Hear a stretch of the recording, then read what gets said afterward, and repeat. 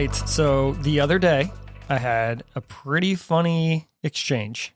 With who? With our second one, our oldest daughter. Okay. We were out there. We were playing baseball together. Well, throwing the ball Like in the backyard. Yeah. Yeah. We're out back throwing the ball back and forth. And the thing is like I'm trying to teach her how to throw the ball. Like I spent more. She's very difficult to stay on task. Yeah. Okay. Yep. You got to understand. She's a busy girl. She is very busy. Her mind's always going, 120 miles per hour. So I'm over there. I'm throwing the ball. I'm like, you got to turn your arm like this. You want this stance. Then you follow through. And she's like, just not. She's looking just do around. it. She's looking at different plants up at the clouds. I throw the ball to her, and she's like, Dad, I've had 3 words on my mind all day. Oh my gosh. And I'm like, okay, you just Can pay you throw attention. the ball? Yeah, throw me the ball back and do what I told you. And the thing is, like, I throw the ball back to her. As I'm throwing it, she goes, nooks and crannies.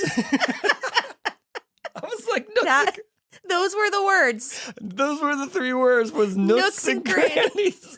It's so random. I was like, where did that come from? In the world? And why are you bringing this up? Now, I didn't ask you anything about this. She had to get it out of her head, though. Like, she had to say it out loud. She wanted me to know that has been stuck in her mind all day. And I'll be honest, funny. like, I lost it. I would laugh for a while. That's funny. Yeah, it was Our pretty. kids are, like, it's like our oldest, we're getting to a point where we're interacting with him, like, on text message. Yes. He'll text us from his watch. And Yeah. some of his little one-liners, like he is fabulous. Hilarious. And he likes to send me GIFs. Yes. Or some people call them GIFs. Yeah, but, they're gifts. Don't do it. Listen, hilarious. Yeah. What was the one he sent the other night? Oh, this was just last night. Okay, what did he say? Well, okay, so we went to a restaurant. It was a Mexican restaurant, and him and our oldest daughter wanted to just stay home, and that was fine. They were watching Back to the Future. Yeah, we got them on Back to the Future. So he was like, okay, Dad, we want this and this, like a steak burrito or something like that. And then like a few minutes went by, and then he sent the message, please. And then a few minutes went by, and he sent the message, can't forget the magic word. Yeah. I was like, I love it though. Like I wasn't so prepared much fun. when he got an Apple Watch for Christmas, and we just thought that was an appropriate first step. Yeah, for him. And getting to communicate with him in that way, I was it's not. so much fun. It is fun, but I guess I just didn't know what to expect. Yeah, you don't know. He's hilarious. Yeah, I he's knew he was funny, but like seeing it in that kind of communication context, it was a lot of fun. Oh, it's so much fun watching them, and then like our 2 youngest, they're just as spicy our with youngest, that stuff. he's got his eyebrows. He's discovered that he can make some really good faces with his eyebrows. He communicates a lot with that. It's so funny. Actually, this was the other night. He told me he doesn't like me. Oh no! But it was as we were going to bed. He was like, "Dad, I don't like you," and I'm like, "Whoa!" Oh, geez. I'm sorry. What? I got real close. I'm like, "What did you say?" The night he asked for me. Yes. He goes, "I want mom," and you were out of town. Oh. And I was like, "Okay, well, you can like mommy and like me at the same time." But then he goes, "No, Dad, I don't like you." I was like, "Wow, okay." Oh no, he does like you. Yeah, he does like you. He's a big fan. It was funny. It's fun though. Well, like and then kids. our youngest daughter, Yeah. she just doesn't have a filter. And I mean, I'm telling you what, she's hilarious though. Yeah, it's hilarious. She is funny. Oh, and whenever she gets in her dancing moods Oh too, my gosh. it's the best. Dad, do you like this move? And I'm like, she's like, affirm me, affirm me. Yeah, please pay attention. And it's it's the best. All of our kids. Yeah. They just get us. They're hilarious. Oh man. Well, okay. So what's the talk of the day, Ash? The talk of the day. This one is called the achievement trap. Yeah. When you brought this up, I thought, this is a worthwhile conversation. Yeah. I mean, because I've seen other people, but us too. Like for sure. Oh my gosh. Like we've fallen into this. Yeah. Break it down for me. One of the weirdest parts of adulthood is like finally getting the things that you've wanted and prayed for even and worked for, and then still feeling like restless or unsatisfied or like, nope, that wasn't it.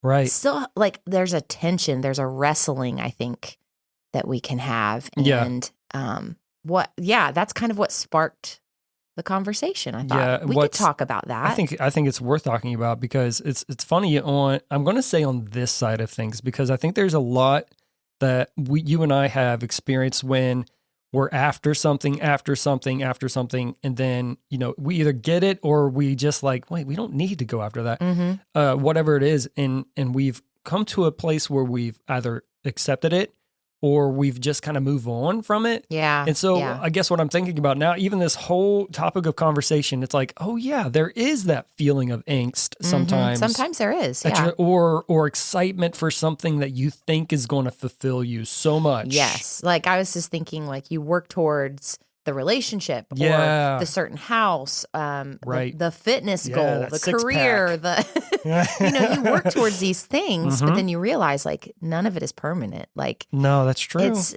I think what a lot of people are searching for, or they are convinced they need to try to find, is happiness. Yeah. And as if it's an achievable state that you're going to constantly get to stay at. Exactly. That's we're going to start the episode out and just tell you it doesn't work like that. It doesn't. And I think, I think a lot of people may understand that, but I almost think that the goal is happiness so much that you just, once you realize we're not happy, we got to get happy again. You're going to be running that hamster wheel forever. Hamster wheel is a really great way to describe it. Yeah. And I've had conversations with people before, just like in different small group settings where we talk about like that statement of, if I had this, then this would be better, or then I would be more fulfilled, or I would be happy. Like, what is your if statement? Like, if I had this, or if things were this way, just like, for example, if I would lose 10 pounds, then I would fill in the blank. I feel this way. You know what I mean? Yeah. And that's just one thing. It could be, well, if I had the right job, or if I had this career, then I would be fulfilled. Then I would be able to whatever, like fill in your blanks. Yeah. Yeah. And then take some inventory. Oh my gosh. I think what's so interesting about that too is because we've achieved several things I'd say were big deals, really. Right. Yeah. Over time. And then you just, you turn around and you're like, well, that's like our goal. We're going to buy a home. Yeah. And then you buy that home. Yeah. And then you realize stuff starts breaking and you're like, didn't know what you didn't know. I guess we got to pay for this or fix this or figure out how to fix this. Like it just, the newness of it wears off and you're like, geez. Or you get that title, you get that promotion, the job, you get the or thing. Whatever it is. And then you realize, wait a second, this comes with more responsibility. This comes with more expectation and stress that you didn't plan on. Yeah. Like there's so many things on the other side that we don't know about. But what I'm concerned about in this whole conversation is, what is your goal? Because I think a lot of people do. They just say, I need to be happy. That is the goal. Mm-hmm. If I'm happy, then that is what life is about. I always think about the times that, like the harder times that we would go through, the growth that happened in those hard times. Yeah. And of course, like when you're going through it, you're probably not like, oh yeah, like this feels so wonderful. I love growing like this. Like nobody feels that way. But I mean, like if you're always happy and just like everything is going your way and always comfortable, like growth happens under tension. Like if you think about how to grow a muscle, for example, you have to exercise and practice and go through the reps, the repetition of building that thing back up. And that's like, it's practice. It takes practice. But you grow under tension. Yeah.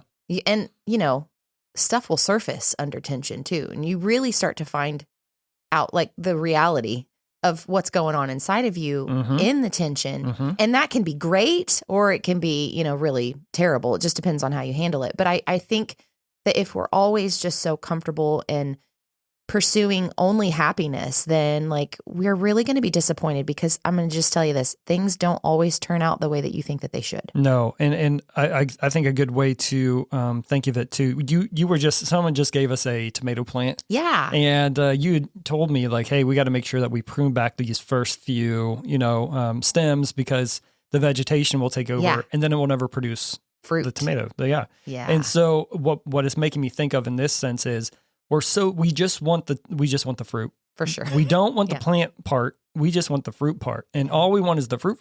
Like, or the intentionality behind pruning. Exactly. That's what I'm saying is like our life, like you have to prune back. You have to allow time to grow. You got to water, you got to feed, you got to do all these things just so that it starts producing something. Mm-hmm. But we're in a culture, honestly, and we've been lied to for a very long time that it's all about just get the fruit, get the fruit, get the fruit. But our life is supposed to be an experience of the growth. It's supposed to be the experience of nurturing what is growing and what is going to become something so productive and so good with another person, with other people, and with the time that we've been blessed with. Like all of those things are supposed to work together. Yes, happiness is good, right? Like getting to experience, but you find happiness even in the growth, right? That's what's the difference. I think sometimes I know you and I have experience these moments where it's like we're just pushing for the next thing. Yeah. And so then we kind of miss like what's right in front of us. Oh my gosh. And so that is a good piece. You almost it's like you don't take the time to really celebrate like what's in front of you because okay, well there's something better ahead. Oh man. You know, that's something we've had to really learn over time. I've talked about this. I don't know if I've talked about it on this podcast, but in a message I've preached before, but my dad was so good at road trips whenever he's a master road tripper. He's a great road tripper and he taught us well on how to do it. But one thing he was really good at is just getting the expectation and the excitement up. Oh yeah. Like we would all be all excited about the vacation, of course, but he made like the process of getting to the vacation feel like vacation. Yeah, just as fun. So is exciting. Growing up, like that was a piece of like whenever it's almost time to go to vacation, it's just as fun. Like, okay, what candy are you getting? What's this? Love that. We're gonna stop here, we're gonna do this, like, and we're like, yeah, this is gonna be crazy. And so I guess what I'm saying is sometimes we're so fixated on the vacation part that we miss out on the road trip. Like, and there's still so much goodness that can happen on the road trip. Exactly. In the car, memories still being made. Yeah. And we've talked about this before too. Like people struggle, but if we don't take time to experience what goodness is actually in that part, like healing and exposure of things that need to be dealt with and who we are, and we just want to skip to just feel better. Just get well soon because I don't want to mess with you right now. Right.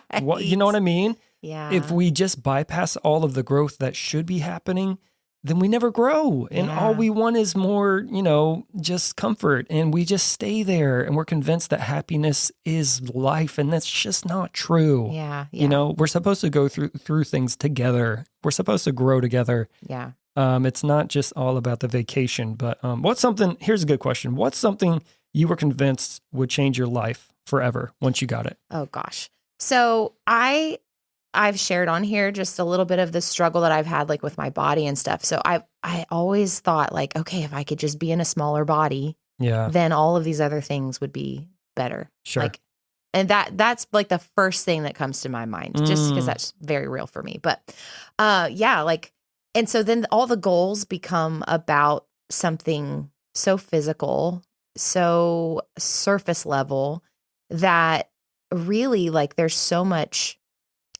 really so much depth to the work that God can do in your heart and in your mind, like about even just your body. Like, so I've been walking that out a lot for a lot of years and finally feel like I'm in a place where I don't say those statements anymore because I can have a really full and wonderful life right now in this body that I have right now. Yeah. But I'm also challenged to really nourish and take care of it. And not to get, sucked into like comparison traps and things like that, because that's so true. But yeah, that's like the first thing that came to my mind with that question is like, oh, I've said that statement before. Oh, if I could just lose this weight or do, if I set the goals to like hit certain physical goals. And it's not that those are bad, but like it's really easy to become this idol that you're like chasing and worshiping. Yeah. And you're that's like, that's a good way to put it. You white knuckle it. Like, oh, geez. So yeah, I've had to learn that one the hard way often. I've had to go around that mountain a few times. Yeah, that's a good way. But yeah.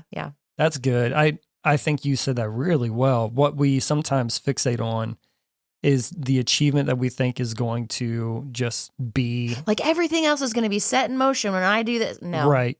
I get to live right now. Like you get to live right now. Yep. Yeah. This was something that came to mind for me. Paul talks about this with contentment. And I'll share the scripture. So Philippians 4:11-13 says, I'm not saying this because I'm in need, for I've learned to be content, whatever the circumstances. I know what is to be in need. I know what it is to have plenty. I've learned the secret of being content in any and every situation, whether well-fed or hungry, whether living in plenty or in want. I can do all this through him who gives me strength. Now that, I think, should be the key. That should be what we're after. Okay. Like, there's nothing wrong, in my opinion, as like with marriage and with life, relationships, or whatever you want to choose there. Nothing wrong with wanting to be happy. Right. We should be enjoying the life. Like, I think that should be just fine. And honestly, I think the word enjoyment is probably a better goal. Yeah. Are you enjoying the day to day? Are you enjoying? Yeah. Doesn't mean you have to be like, laughing all We're not, moments this of is the not day. toxic positivity. Right. But instead, like, can you enjoy the fact, like, yes, we're struggling, but I get to be with you in this, and know it's not an enjoyable thing, right? But at least I have you. We have each other, Yeah. And no, I'm not gonna like enjoy what I'm feeling, but at least we have each other to comfort one another. Well, and we've talked about this before. There is room for holding space for the struggle, and the excitement of what's to come. Yeah, with the grief and hope, like it's possible to have both of those at things the same time. You can, you can wish for something more or desire something more while still enjoying what you have too. Yeah. And I guess that's maybe what I'm pointing at. Like happiness, it's not like happiness is wrong, but the goal of just always wanting to be happy. Okay. That's unachievable. It's unachievable. It's not realistic. No, it's not. But I think we've been taught, and it's probably there's a pressure to say, like, if we achieve enough, then we have enough. Yeah. And I Totally. almost wonder if that's it. So okay, then the question really does come up. So if achievement isn't really, if that's not enough, achieving it isn't enough. How do we actually create a contentment for us?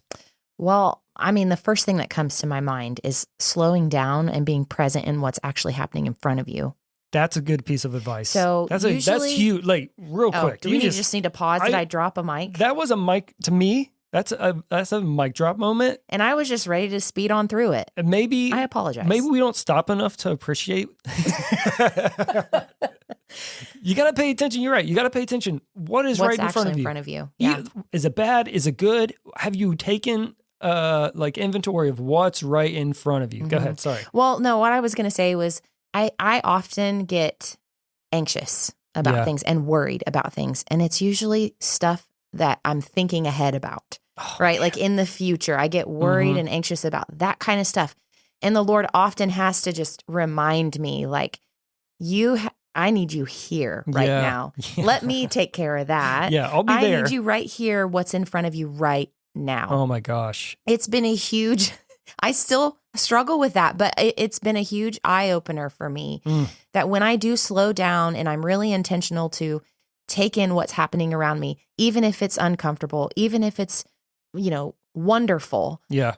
That there's so much richness and purpose in that time that now I'm to a point, I'm like, I don't want to miss it. Like, I don't want to miss what God has for me right now because I'm so worried about what's coming in the future, or I'm so hung up on what happened in the past. Oh my like gosh. He's just trying to get us right here, right now with him, This is good. Like, okay. For real. That's really, really good. You're nailing it right on the head because it's, anxiety isn't about the now. It is always about what's next or what was. Yeah. And oh man, that's so good. Like to be grateful for what's in front of you. Mm-hmm. I think that's a balance. It is imperative that we're grateful for what we have. Gratitude. Yeah. Gratitude is a game changer. I think you're right. Being grateful for what is, and even if it doesn't look perfect, even if it's not, all the great things that we desire, but being grateful for what it is and finding, like, write it out. You've heard this, like, write down the blessings that you have. I love a good gratitude journaling session. I'm real. Just saying it really is wonderful. It's never fun to make what is seem so glamorous because I don't know. I don't like to think that things are going well. I rather be pressured to make things better. Like that's how I operate better. It's not a good thing. You've got people who they're always preparing for the worst. Yes, exactly. And honestly, I think it's just, I don't know if it's defense mechanism or trauma response. Yeah, I don't know what it is. Serious. I'm that way, but I always would rather plan for what's next, and because that's just, I don't want to focus on the now. But I think it's important. I think that's what we're saying is it is important to be grateful for what you have. But it's okay to desire something more. We've talked about that. Yeah. But holding those two things in balance and learning from what happened in the past, I think that's what matures us. Yeah, we can only operate in the now. We don't have the option to go forward in the future and fix what's going to be. Nope. Or go back in the past and adjust so that we have a different outcome. Nope. Like we can only learn from it. Exactly. And move forward. Yeah. And let tomorrow, what does scripture say? Let tomorrow worry about itself. Just you focus on the day. You can't let happiness be your ultimate goal. You're never going to be content. So then how do you stay grateful for what you have while you're still pursuing growth? That's a good question. How do you stay, or how do you, or practice gratitude or? I think that we've talked about busyness. We've talked about, being interruptible. If you look at the people who you love the most and you give them more access to you, I think that it's going to be easier to be grateful. If you look at, the things that make you excited or the simple things that you get to enjoy. This is, you know what, I'm going to switch this question up a little bit or bring up something. The other day we were sitting with my mom at the pool, and she had brought up like the thought of like, every morning we wake up and we kind of do the same thing. Like, why is that how it is? And it was such an interesting thought. But what's fun about this is whenever my mom and I talk, we always we're on the same line of thinking sometimes. So it's enjoyable for me. And I've gone through this line of thought before. And what came to mind to me is, a reset is a renewal is the line that I said. And you were like, we got to write that down. I did. I took that note down in my phone.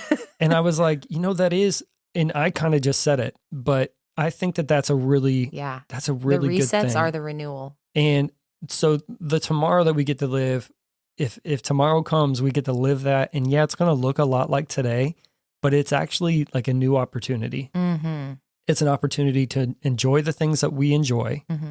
And it's also an opportunity to make things better that wasn't as good. Totally. And just the grace that God has to make new tomorrow is incredible. Yeah. I mean, now this is going to be silly, but this is one of the things I'm grateful for. You know how much I love coffee. I love coffee. Yeah. And it's just you pause and you get to enjoy each sip and you know what's coming. And for some reason, though, like when we think of coffee, we're like, that's fantastic. But when we think of tomorrow is going to be another day, we don't think of it that way for some reason. But if we can change our mindset a little bit to, our experiences aren't going to always be the best thing in the world. It's not always an amusement park we're living at, Right. And instead it's an opportunity to just find the good things. Like look at the sunrise, look at, appreciate the things that we really just overlook. Yeah. The older I get, the more I appreciate the simple things. Oh, so sure. much more. Like when I was younger, I had a really hard time being content in simplicity and like I'm really good. I can complicate something real good. Like it's my good. job. All right, go ahead. This is good. But for real, I can really like make more of something than what it actually is. And the older that I get, the more I desire simplicity. Yeah. The more I appreciate it. But then also like the everyday things, the sun rises every morning and it sets every night. But I'm going to tell you, I never used to pause and stop and look at the sky like I do now when I was younger. Yeah. I just was barreling through trying to get to the next thing. Right.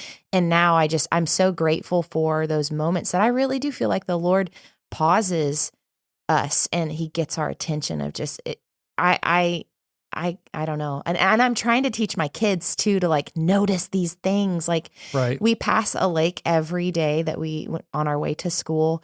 And the way that the morning sun hits that lake, we say something about it almost every day. Yeah. And now it's to the point where I'm not the one saying it, but Right. it's the kids. Yeah. You know, even if it's a foggy day, like they're noticing these things. I want them to notice the world around them. And you have to slow down and really take it in. Mm-hmm.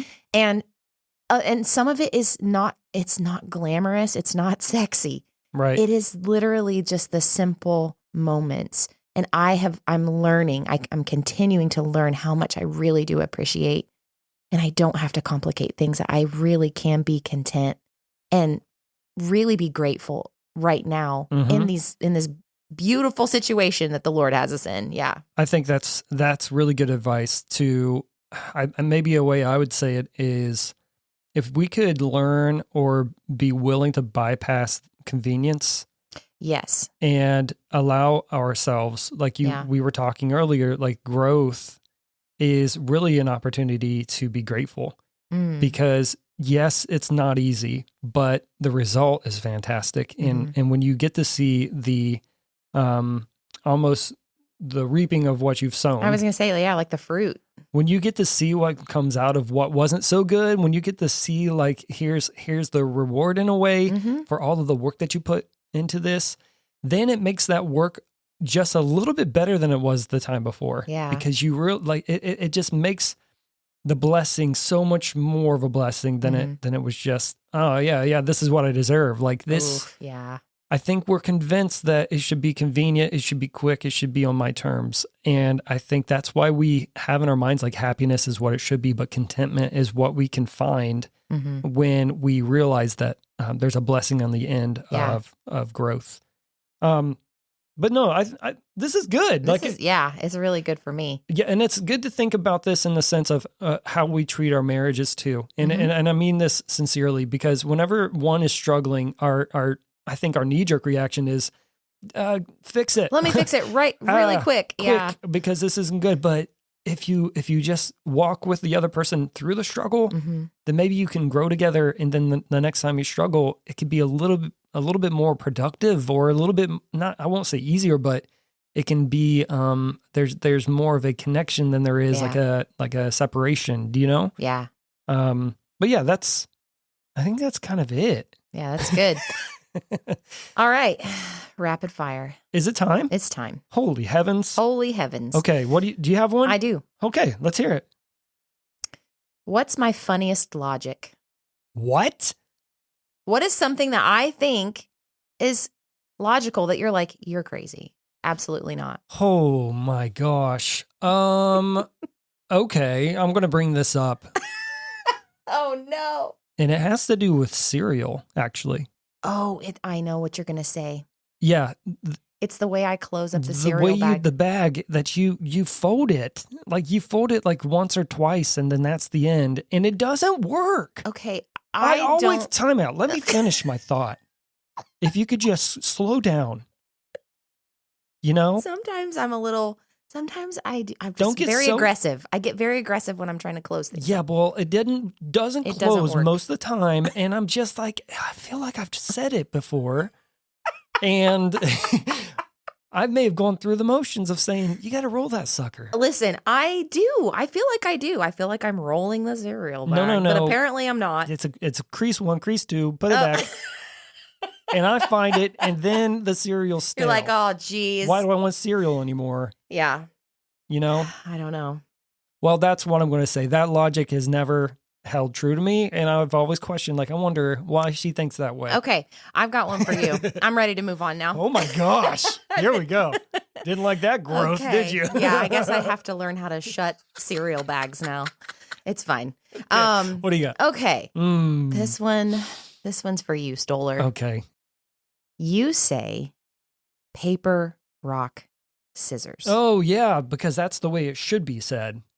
Incorrect. Yeah. No, it's false. It's paper, rock, false. scissors. It is not paper, rock, scissors. It is rock, paper, scissors. We can take a poll. Yeah, well, and I guarantee you that the poll would read that I am right. Can I? Rock, rock, paper, scissors. Oh, I understand that the And he's poll, trying to teach our kids that it's paper, rock, scissors, and it's wrong. so far they're not learning. Exactly. But can I explain something? I know that the poll would be like 90-10, okay? No way. I'm saying in favor of your little... Oh, okay. Well, Okay. then yes. I think that everyone will probably say out there, it's rock, paper, scissors. Because it is. But it doesn't... I guess what I'm saying is that doesn't make any sense. I know why you think it doesn't make sense is Tell me. because it's not the order. Correct. The order of the letters. Correct. It should be alphabetically, place paper, rock, scissors because, listen, just a second. Okay, let me finish. Because if it's about this one, they're all even. You know what I mean? So you can't just say it's rock, paper, scissors, because then everyone's like, well, what's so special about rock? But because then, okay. paper should come first. Okay, but then why do you say iron? Let's talk about it. I don't know about that. We're not going to go into that one. Someone caught me the other day. Evidently, I said pillow. Oh, no, absolutely not. You get out of here with that one. That's like saying milk. Stop it right wait, now. Wait, what did you say? I was like, I said pillow. And they were like, no. No. That actually, I think my eye is twitching. You cannot say that, and you also can't say milk. I know. I said milk. And I was so sorry. I'm so sorry. All right. We are closing it down. Got to get out of here. Got to get me out of here. All right. Until next time. Bye. Bye.